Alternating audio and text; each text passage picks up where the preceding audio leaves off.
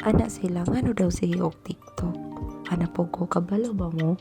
Ang TikTok maunay makapawala sa akong problema, sa akong stress, sa akong kakapoy. Maunay ako ang stress reliever. Samot na karon tagga na kay ko activities. So wala ra na ko na imay na akong mga activities. So while doing that TikTok, ako po nauna po ko sa akong mga activities we. Kay ngano, kung magsikag mind sa mga activities, kabalo ba mo nga ang stress karon makamatay?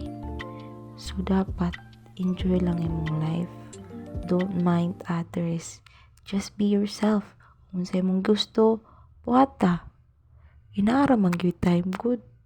Night time sa pagbuhat sa mga activities sa dapat buhatonon. Makamanage ra gyud ka sa time. So dapat po daghan sa nimo imong kaugalingon nga ma-enjoy pa. Di lang gud tanan activities diri, trabaho diri. So dapat nasad kay enjoyment ba? Nasad kay kalip imo sang i-enjoy or imo sang enjoy ang imong kaugalingon.